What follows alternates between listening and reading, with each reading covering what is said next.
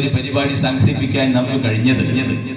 ഞാൻ എല്ലായ്പ്പോഴും പറയാറുണ്ട്, നിങ്ങൾക്ക് പലർക്കും അറിയും, നമുക്ക് ഇവിടെ ഒരു മക്ബറയില്ല, നേർച്ചയില്ല, പറയപ്പെടാൻ ഒന്നുമില്ല നമ്മുടെ മഹലില്. പക്ഷേ നമുക്ക് ചിലതൊക്കെ ഇവിടെ ഉണ്ട്.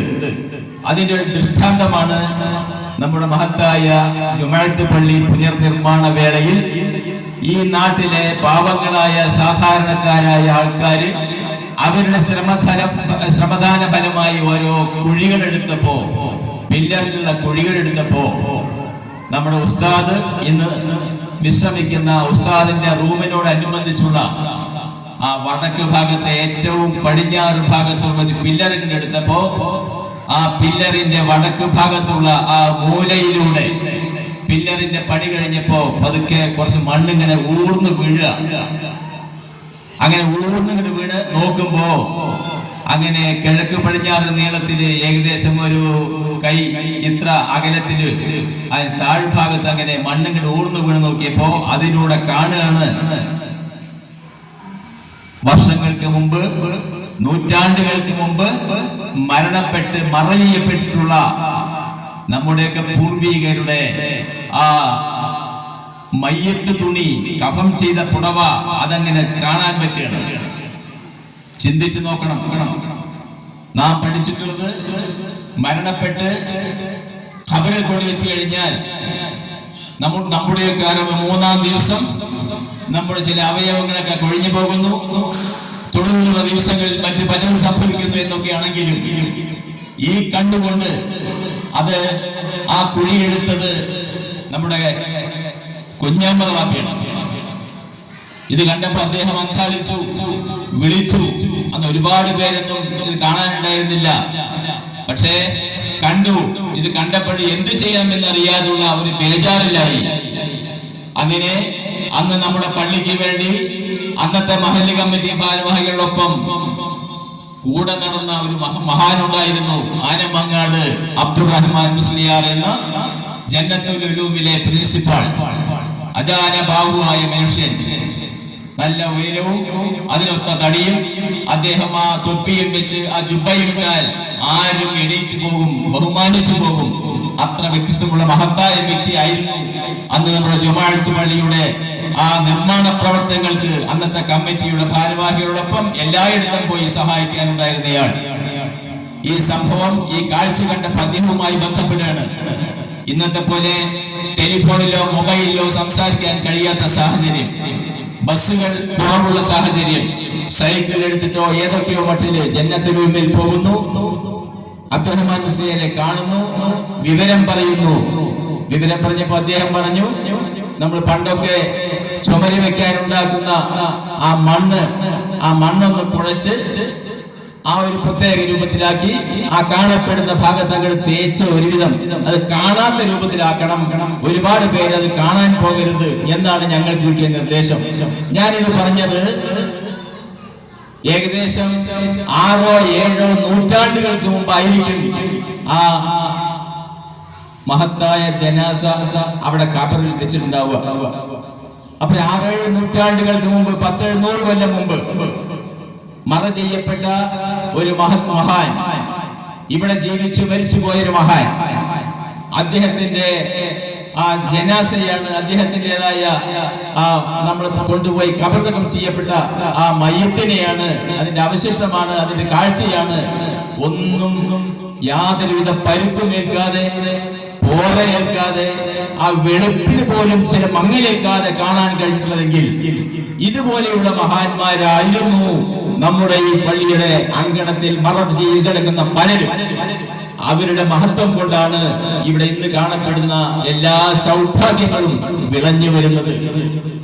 ഈ മഹല്ല് കമ്മിറ്റിയെ സംബന്ധിച്ചിടത്തോളം നമ്മുടെ സ്വപ്നമായിരുന്നു ഈ നിൽക്കുന്ന ഈ വലിയ കെട്ടിടം. അത് നമ്മൾ ഏതൊക്കെയോ വിധത്തിൽ പൂർത്തീകരിച്ചു. കേരളത്തിലെ മുസ്ലിം ജനസാമാന്യത്തിന്റെ അനിഷേധ്യമായ നേതാക്കന്മാരുള്ള ഈ സമുദായത്തിന് ഉപ്പം ചോറും തന്നതിൻ്റെതായിട്ടുള്ള ആ എല്ലാ കാര്യങ്ങളും മുന്നോട്ട് നയിക്കുന്ന, സമുദായത്തിന്റെ നേർവഴിക്ക് നയിക്കാൻ മുന്നിട്ട് നിൽക്കുന്ന തലമുറകളായിട്ടുള്ള ആ പാണക്കാട് കുടുംബത്തിൽ നിന്നും ബഹുവന്യനായ സാദിഖ് അലി തങ്ങൾ വന്നിട്ടാണ് ഇതിന്റെ ഉദ്ഘാടനം നിർവഹിക്കപ്പെട്ടത്. ഈ നാട്ടുകാർക്ക് ആഗ്രഹമുണ്ടായിരുന്നു ഇവിടെ ഒരു ഇത്തരത്തിലുള്ള ഒരു ഡ്രസ് വർക്ക് നടത്തണമെന്ന്. പക്ഷേ നമുക്കതിന് കഴിഞ്ഞില്ല. മാസങ്ങൾ കഴിഞ്ഞു പോയി. ആ സമയത്താണ്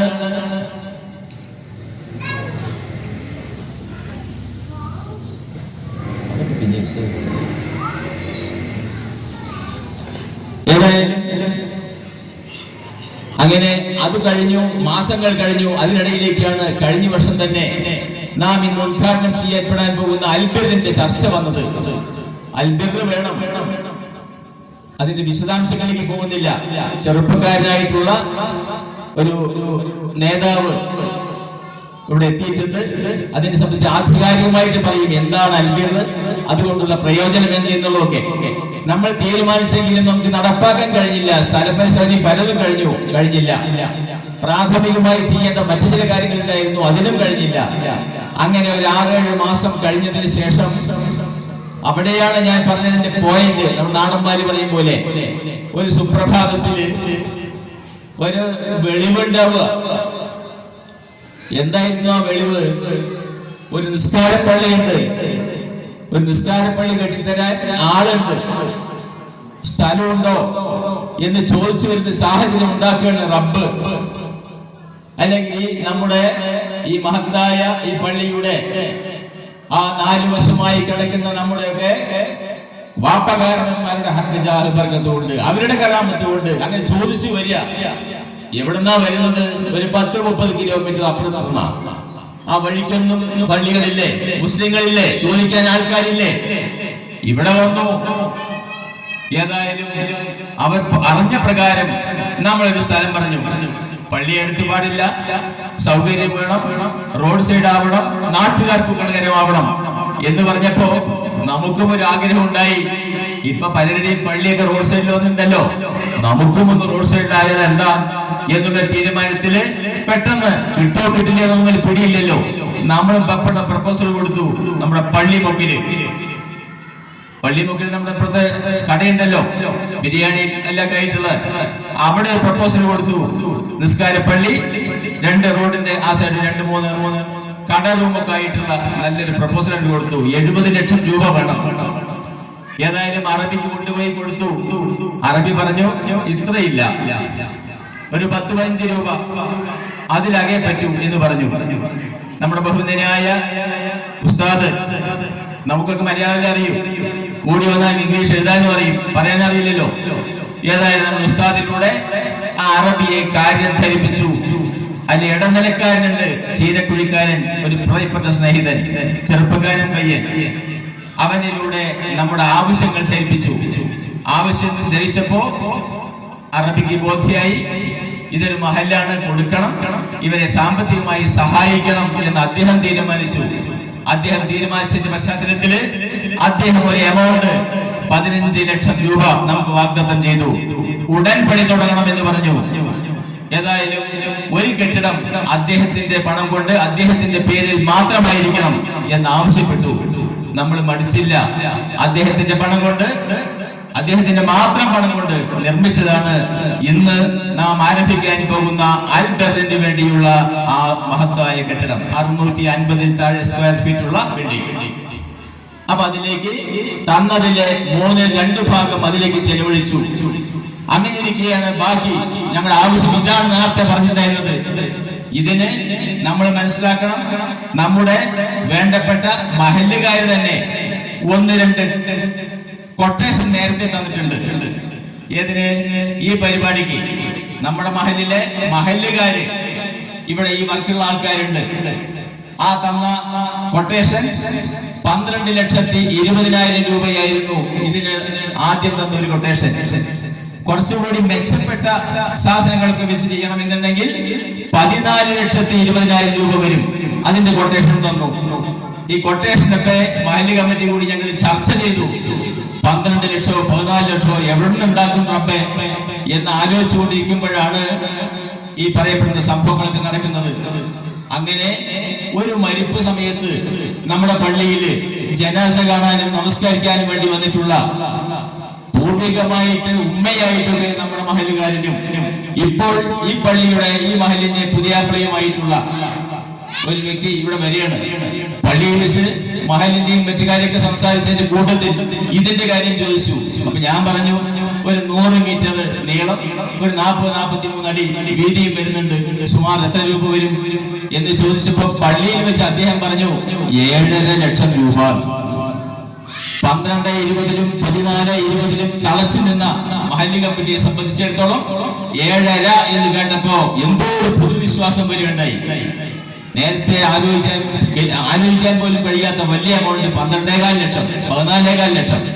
ഇപ്പൊ പറയുന്നു ഇത് 7.5 ലക്ഷം കൊണ്ട് ചെയ്തു തരുമെന്ന്. ഏതായാലും അന്ന് കാശുണ്ടായിരുന്നില്ല. അദ്ദേഹത്തോട് പറഞ്ഞു, നിങ്ങൾ ബന്ധപ്പെടാൻ ചെയ്യണം എന്നൊക്കെ. ഈ കാശ് കിട്ടിയപ്പോ പെട്ടെന്ന് അദ്ദേഹത്തെ വിളിച്ചു. അദ്ദേഹം ഇവിടെ വന്നു. നേരത്തെ പറയപ്പെട്ട 7.5 ലക്ഷം രൂപയ്ക്ക് തന്നെ ഇന്ന് കാണുന്ന രൂപത്തിലുള്ള ഈ മഹത്തായ ഡ്രസ് വർക്കും അദ്ദേഹത്തെ കൊണ്ട് ചെയ്യിപ്പിച്ചു. ഞാൻ പറഞ്ഞു വരുന്നത്, ഇത് ഇവിടെയുള്ള എന്റെ മഹല്ല് കമ്മിറ്റിക്കാരുടെയോ മഹല്ലുകാരുടെയോ കഴിവല്ല. റബ്ബ് സുബ്ഹാനഹു വ തആലയുടെ അപാരമായ അനുഗ്രഹം കൊണ്ട് മാത്രമാണ് ഇന്ന് കാണപ്പെടുന്ന ഈ ബിൽഡിങ്ങും ഇതും ഇവിടെ ഉണ്ടാക്കിയിട്ടുള്ളത്. എനിക്ക് പറയാനുള്ളത് ഇതിന്റെ മഹത്വമല്ല, അത് പറയുന്ന ആൾക്കാർ പറയും.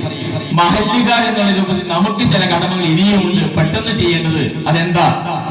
ഇവിടുന്ന് തൽക്കാലം ഈ മുൻവശത്തുള്ളതൊക്കെ ഒന്ന് അവിടുന്ന് വഴിച്ചെടുത്തിട്ടുണ്ട്, ഭദ്രമായി അപ്പുറത്ത് മാറ്റി വെച്ചിട്ടുണ്ട്. അതിലേക്ക് ചെലവ് കഴിഞ്ഞാൽ ഇപ്പോ ഒരു 10-50 രൂപയോളം ബാലൻസ് ഉണ്ടാവും. ഇതിന്റെ കൂലി കഴിച്ചാൽ അത്രയും ഉണ്ടാവില്ല. നമുക്ക് ഈ മഹലിന് പ്രത്യേകമായിട്ടുള്ള ഒരു വരുമാന മാർഗമില്ല.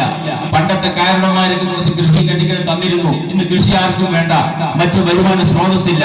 ഉസ്താദുമാര് വേണം, നല്ല ശമ്പളം കൊടുക്കണം, വിവരമുള്ള ഉസ്താദുമാര് വേണം, പ്രാപ്തിയുള്ള ഉസ്താദുമാര് വേണം.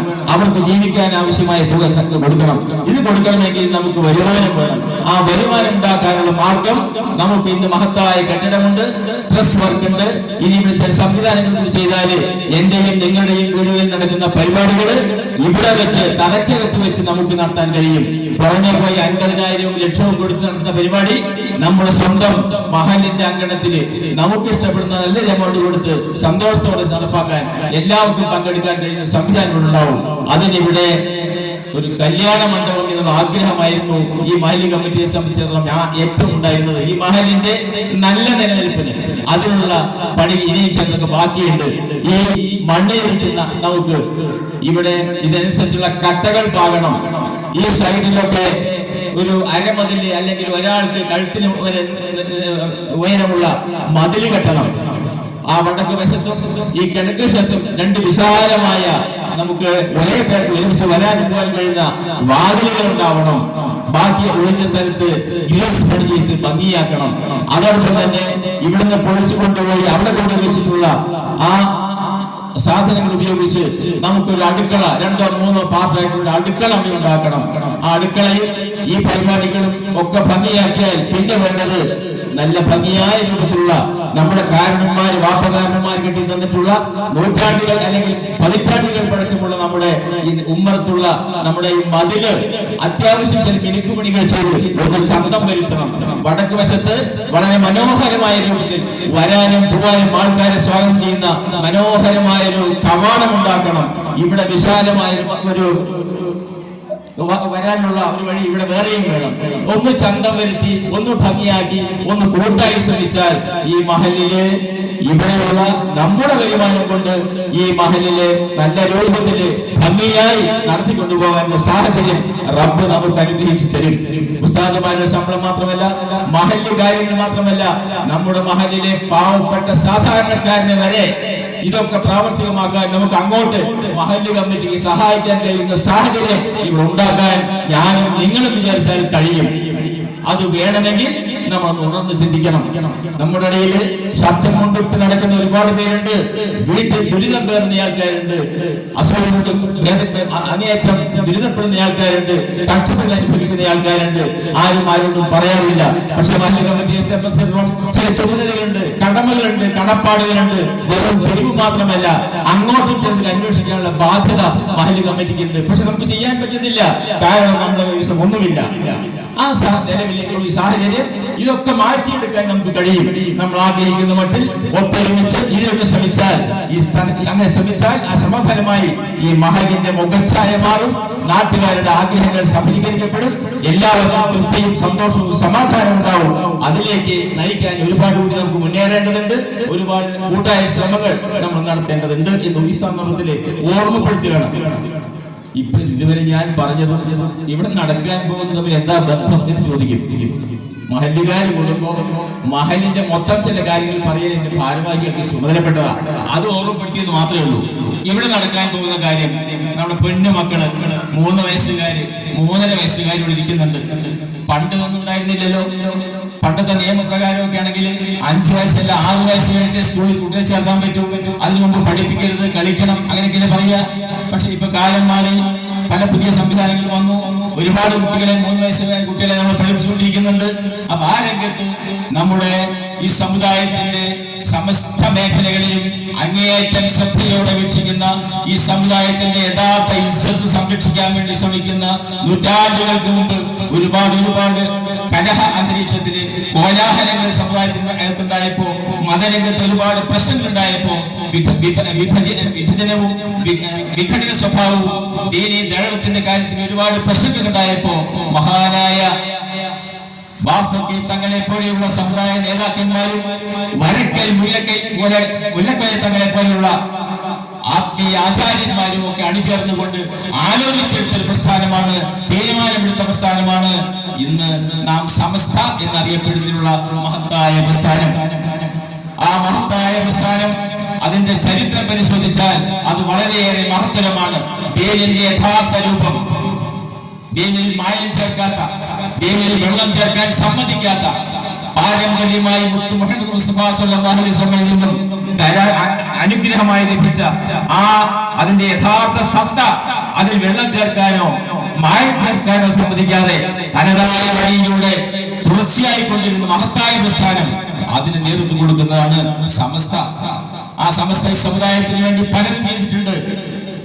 പണ്ടത്തെ ഓട്ടുപള്ളികളെയൊക്കെ മദ്രസകളായിട്ട് പുനഃസംഘടിപ്പിച്ച് മദ്രസ പ്രസ്ഥാനത്തിന് രൂപം കൊടുത്തു. മഹല്ല് ശാക്തീകരണത്തിന് വേണ്ടി സമസ്ത ശ്രമിച്ചു. മഹല്ല് ശാക്തീകരണം ഉണ്ടായി. അങ്ങനെ 100 വർഷം ആഘോഷിക്കാൻ വരുന്ന ഈ സന്ദർഭത്തിൽ കഴിഞ്ഞ 10-15 വർഷം 80-85 കാലഘട്ടത്തിന് ശേഷം സമസ്തയ്ക്ക് 80-85 വയസ്സ് കഴിഞ്ഞപ്പോ ചില പുതിയ ആലോചനകൾ ഉണ്ടായി ഉന്നത വിദ്യാഭ്യാസ രംഗത്ത്. അങ്ങനെ പല ആലോചനകൾ കഴിഞ്ഞു. 10-15 വർഷമായി ഈ ദീനീ രംഗത്തുള്ള ഉന്നത വിദ്യാഭ്യാസ രംഗത്തെ സംബന്ധിച്ചു ചില മാറ്റങ്ങളെ സംബന്ധിച്ച് ആലോചിച്ച് അതിന്റെ ചെറിയ രൂപങ്ങളാണ് ഇപ്പൊ സമുദായത്തിൽ നടന്നുകൊണ്ടിരിക്കുന്നത്. അതാണ് 10ാം ക്ലാസ് കഴിഞ്ഞ കുട്ടികൾക്കൊക്കെ ടീച്ചർ ട്രെയിനിങ് പോലെയുള്ള പരിപാടി, ചില പ്രത്യേക കോഴ്സുകൾ 2 വർഷത്തെ 3 വർഷത്തെ 5 വർഷത്തെ. അവർക്ക് തലയെക്കെട്ട് കുപ്പായൊക്കെ ആയിട്ട് പള്ളിയിൽ വരാൻ പറ്റാതെ മാത്രമേ ഉള്ളൂ. മദ്രസ പഠിപ്പിക്കാം, മറ്റു കാര്യങ്ങൾ ചെയ്യാം. അത്തരത്തിലുള്ള ദീനീ ദഴത്തിൽ ഉപയുക്തമായ നമ്മുടെ സ്ത്രീകളെ ശാക്തീകരിക്കുന്ന പരിപാടികൾക്ക് സമസ്ത രൂപം കൊടുത്തു. അത് നടന്നുകൊണ്ടിരിക്കുന്നു. ഇന്ന് പല ഉദ്ഘാടനം ഷീ എന്നുള്ള പേരിൽ 8ാം ക്ലാസ് മുതൽക്ക് മതവിദ്യാഭ്യാസനവും ഭൗതിക വിദ്യാഭ്യാസനവും, 10ാം ക്ലാസ് കഴിഞ്ഞാൽ 10 to PG വരെയുള്ള 5 വർഷത്തെ വിദ്യാഭ്യാസം, അങ്ങനെ 5, 3, 8 വർഷത്തെ തുടർച്ചയായിട്ട് വിദ്യാഭ്യാസ പരിപാടിക്ക് സമസ്ത രൂപം കൊടുത്തിരിക്കുക. അതിന്റെ ഉദ്ഘാടനം പലസ്തും നടന്നുകൊണ്ടിരിക്കുകയാണ്. നമ്മുടെ തൊട്ടടുത്തുള്ള യതീംഖാനയിലും അതിന്റെ ഉദ്ഘാടനം ചടങ്ങുകൾ കഴിഞ്ഞെങ്കിലും തങ്ങൾ എത്തിയിട്ടില്ല. തങ്ങളോടുകൂടി അതിന്റെ ചടങ്ങ് നിർവഹിക്കാൻ പോവുക. അത് കഴിഞ്ഞാണ് തങ്ങൾ ഇങ്ങോട്ട് വരുന്നത്. ഇവിടെ നമ്മൾ ആരംഭിക്കുന്നത് നമ്മുടെ ചെറിയ പിഞ്ചു മക്കൾക്കാണ്. ഓടിപ്പാടി നടക്കുന്ന കളിക്കുന്ന ആ പിഞ്ചു മക്കളെ അടുത്തിരുത്തി അവർക്ക് ഏറ്റവും ഇഷ്ടപ്പെടുന്ന നമ്മുടെ മൊബൈല്, ആ മൊബൈലിലൂടെ ടിവിയിലൂടെ ചില കാര്യങ്ങളൊക്കെ കേൾക്കാനും പറയാനുമുള്ള താല്പര്യം, അതോടൊപ്പം തന്നെ പ്രത്യേക ട്രെയിനിങ് ലഭിച്ചിട്ടുള്ള കളി രീതിയിലുള്ള, കുട്ടികൾക്ക് കളിയാണല്ലോ താല്പര്യം, അങ്ങനെയുള്ള കളി രീതിയിലുള്ള ചില മെത്തേഡുകളിലൂടെ നമ്മുടെ പിഞ്ചു മക്കളുടെ മനസ്സിനെ ആവാഹിച്ചുകൊണ്ട് അവർക്ക് ഗുണപ്രദമായ ഒരുപാട് നല്ല കാര്യങ്ങൾ അവരുടെ സ്വായത്തമാക്കാനുള്ള ശ്രമമാണ് ഏറ്റവും മിതമായ ഭാഷയിൽ പറഞ്ഞാൽ അൽബിർ. നമ്മളൊക്കെ ഓതിയിട്ടുണ്ട്, പഠിച്ചിട്ടുണ്ട്. നമ്മളൊക്കെ രാവിലെ ആ സുബഹിക്ക് എണീക്കുന്ന സമയത്ത് എണീറ്റുടനെ എന്താ പറയേണ്ടത് നമ്മളൊക്കെ പണ്ട് പഠിച്ചതാ. പലരും മറന്നിട്ടുണ്ട്, കാരണം ഉപയോഗിക്കാറില്ലല്ലോ. പക്ഷേ അൽബിറിൽ വരുന്ന നമ്മുടെ കുഞ്ഞുമക്കള് കുറച്ച് ആഴ്ചകൾ കഴിഞ്ഞാൽ അവരുണർന്നെണീക്കുമ്പോ അവർ ചൊല്ലും നമ്മൾ മറന്ന കാര്യം. അൽഹംദുലില്ലാഹി തുടങ്ങിയിട്ടുള്ള എന്താണോ ചൊല്ലേണ്ടത് അത് നമ്മുടെ കുഞ്ഞുമക്കള് അവരുടെ കൊഞ്ചൽ ഭാഷയിൽ അവർ ചൊല്ലും. ഇവിടെ വരട്ടെ, കുറച്ച് ആഴ്ച കഴിയട്ടെ നമ്മുടെ മക്കള്. അതുപോലെ തന്നെ വെള്ളം കിട്ടുമ്പോ അത് കുടിക്കുമ്പോ എങ്ങനെ കുടിക്കണം, എങ്ങനെ ഇരിക്കണം, എന്ത് ചെയ്യണം, അതവര് പ്രാക്ടിക്കലായിട്ട് വാപ്പാന്റെയും ഉമ്മാന്റെയും വീട്ടിൽ വെച്ച് അവര് ചെയ്യും. ഇത്തരത്തിലുള്ള നാം പഠിച്ച് മറന്ന പല കാര്യങ്ങളും കളി രീതിയിലൂടെ നമ്മുടെ ചെറിയ പിഞ്ചു മക്കൾക്ക് ഒരുപാട് നല്ല രൂപത്തിലുള്ള കാര്യങ്ങൾ പഠിപ്പിച്ച് ദീനിന്റെ യഥാർത്ഥ വശങ്ങൾ പ്രായോഗികമായിട്ട് പരിശീലിക്കുന്ന സംവിധാനമാണ് ചുരുക്കത്തിൽ പറഞ്ഞാൽ അൽബിർ. അതിന് തുടക്കം കുറിക്കുക നമ്മുടെ കുഞ്ഞുമക്കളിലൂടെ. അതിന്റെ വിശദാംശങ്ങൾ ആധികാരികമായിട്ട് പറയാൻ മുനീർ ഹുദവി അദ്ദേഹം എത്തിച്ചേർന്ന് അദ്ദേഹം പറയും. അപ്പൊ ഏതായാലും ഇങ്ങനെയുള്ള കാര്യങ്ങളൊക്കെ നമ്മുടെ ഇവിടെ നടക്കണം. ഞാൻ പറഞ്ഞല്ലോ, പക്ഷേ നിങ്ങൾക്ക് വിഷമാവും ചെയ്യും. നിങ്ങൾ പറയുമ്പോൾ സദസ്സ് നോക്കാതെ നിങ്ങൾ ചിലങ്ങനെ പറഞ്ഞെന്ന് വരും. ഏതായാലും അടിസ്ഥാനപരമായിട്ട് നമുക്ക് അൽബിർ വളരെ ഭംഗിയായിട്ട് മുന്നോട്ട് പോകണം. ഈ വർഷം ഈ കുട്ടികൾ, അടുത്ത വർഷം ഇത്രയും കുട്ടികൾ, തുടർന്നുള്ള വർഷങ്ങളിൽ കൂടുതൽ കുട്ടികൾ. അപ്പൊ അതിന് ബിൽഡിംഗ് വേണം, മറ്റു പരിപാടികൾ വേണം, ടീച്ചർമാർ വേണം, അതിന് ഒരുക്കാനുള്ള മറ്റു സൗകര്യങ്ങൾ വേണം, കുട്ടികളെ കൊണ്ടുവരാനുള്ള വണ്ടിയും വാഹനങ്ങളും പോലത്തെ വേണം. അതിനോട് ബന്ധപ്പെട്ട് ആത്മാർത്ഥമായി പ്രവർത്തിക്കുന്ന കുറേയേറെ പ്രവർത്തകർ വേണം. അതൊക്കെയാണ് അതിനോട് വേണ്ടപ്പെട്ട കാര്യങ്ങൾ. അപ്പോൾ ഏതാണെങ്കിലും ഈ ഒരു നല്ല തുടക്കം ഈ മഹല്ല് കമ്മിറ്റിയുടെ ആഭിമുഖ്യത്തിൽ ആചരിക്കുമ്പോൾ ഇതിൽ പങ്കെടുത്ത എല്ലാ സഹോദരിമാർക്കും, അതുപോലെ തന്നെ കുട്ടികളൊക്കെ എല്ലാവർക്കും പറഞ്ഞയക്കണമെന്നുണ്ടാവും. ഫീസ് കേൾക്കുമ്പോൾ സാധാരണക്കാരൻ പിൻവാങ്ങും. അവിടെ പോയാലും ഉമ്മാവ് കിട്ടും, ഭർജന കിട്ടും, കുട്ടികളെ ഫ്രീ കൊണ്ടുപോകും ഭൗതിക സ്കൂളിലേക്കൊക്കെ. ഇവിടെ വരികയാണെങ്കിൽ മക്കൾക്ക് കാശ് 2000 രൂപ ഒരു കുട്ടിക്ക് മാസം 2000 രൂപ കൊടുക്കണം. നമ്മളാരെങ്കിലും 2000 കൊടുത്ത് മക്കളെ പഠിപ്പിച്ചിട്ടുണ്ടോ? വെറുതെ ശരി. ഏതാണെങ്കിലും അങ്ങനെ ചില ബുദ്ധിമുട്ടുണ്ട്, പക്ഷെ അതിന്റെ ഗുണമുണ്ടാവും. ഏതായാലും ഇതൊരു നല്ല സംരംഭമാണ്. നമ്മുടെ നാട്ടിന്റെ മുഖച്ഛായ മാറുന്ന ദീനീ ദഴവത്ത് ഒരുപാട് മേഖലകളുണ്ട്. ആ ദീനീ ദഴവത്തിന്റെ ഒരു പ്രത്യേക വിഭാഗമായിട്ടാണ് ഇന്ന് ഇവിടെ നടത്തപ്പെടുന്ന നമ്മുടെ ചെറിയ കുട്ടികളുടെ പരിപാടി. അതുപോലെ തന്നെ പ്രായപൂർത്തിയായി 8ാം ക്ലാസ് കഴിഞ്ഞുള്ള കുട്ടികളുടെ പരിപാടി, അങ്ങനെ 10ാം ക്ലാസ്സിലുള്ള പരിപാടി, അങ്ങനെ വിവിധങ്ങളായ പരിപാടികൾ. ഞാൻ നേരത്തെ പറഞ്ഞ നമ്മുടെ ജീവൽ പ്രസ്ഥാനമായ സമസ്ത ഈ മഹലിൽ വെച്ച് പറയുമ്പോൾ പ്രത്യേകം പറയുന്നുണ്ട്. പല പ്രശ്നങ്ങളുമുണ്ട്. അടിസ്ഥാനപരമായ വിശ്വാസത്തിൽ വെള്ളം ചേർത്തുകൊണ്ടുള്ള അതിന്റെ പരിപാടി കാര്യങ്ങൾ പല നടന്നുകൊണ്ടിരിക്കുന്നുണ്ട്. നമുക്കത് നോക്കേണ്ട കാര്യമില്ല. പക്ഷേ അടിസ്ഥാനപരമായ വിശ്വാസം അത് സമസ്ത അധിഷ്ഠിതമാണ്. ഇസ്ലാം അധിഷ്ഠിതമാണെങ്കിൽ അത് സമസ്തയാണ് അതിന്റെ സംരക്ഷകരെ എന്ന് മനസ്സിലായിക്കൊണ്ട് അതിന്റെ വഴിയിലൂടെ, അതിന്റെ മാർഗത്തിലൂടെ, അതിന്റെ നേതാക്കളുടെ എല്ലാ ആഹ്വാനങ്ങളും ചെവിക്കൊണ്ടുകൊണ്ട് നമുക്ക് നന്മ നിറഞ്ഞ പ്രവർത്തനത്തോടെ മുന്നോട്ട് പോവാം. അതിന് ഈ പരിപാടികളൊക്കെ സഹായകമായി ഭവിക്കട്ടെ എന്ന് പറഞ്ഞുകൊണ്ട് അടുത്തതായിട്ട് ഇവിടെ സംസാരിക്കാൻ പൊതുവില്ലേ